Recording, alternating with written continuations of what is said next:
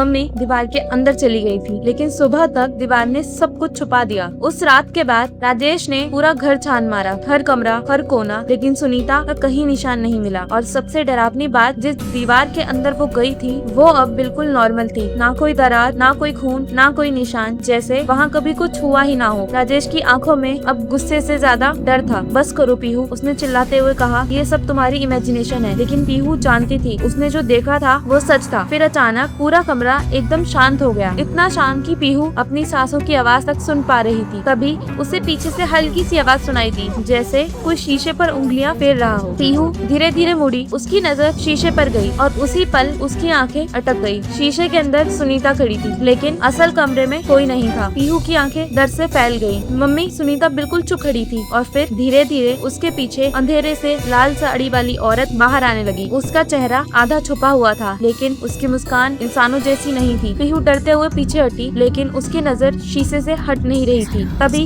शीशे के अंदर खड़ी सुनीता ने धीरे से फुसफुसाया। पीहू, उस आवाज में कुछ अजीब था, जैसे वो सुनीता की आवाज होकर भी उसकी नहीं थी। और पता नहीं क्यों पीहू धीरे धीरे शीशे के पास जाने लगी, जैसे कोई और उसे बुला रहा हो या कंट्रोल कर रहा हो। उसने कांपते हुए अपने हाथ शीशे पर रखा और तभी अंदर से एक हाथ बाहर निकला और उसने पीहू का हाथ पकड़ लिया। पीहू की चीख निकल गई, मम्मी आप अंदर कैसे? लेकिन अगले ही पल सुनीता का चेहरा बदलने लगा। उसकी आंखें पूरी काली हो गई, उसकी मुस्कान कानों तक फैल गई और उसकी गर्दन धीरे धीरे टेढ़ी होने लगी। फिर अचानक शीशे में एक जोरदार दरार पड़ी, पूरा कमरा हिल गया और लाल साड़ी वाली औरत ने धीरे से अपना चेहरा उठाया और सीधे कमरे की तरफ देखने लगी, जैसे अब वो कहानी के अंदर नहीं तुम्हारे कमरे में खड़ी हो। अब ये घर सिर्फ लोगों को अंदर नहीं खींचता, अब ये बाहर भी आ रहा है। एपिसोड 3 देखने से पहले एक बार अपना शीशा चेक जरूर कर लेना, क्या पता वहाँ पे भी कोई लाल साड़ी वाली औरत हो।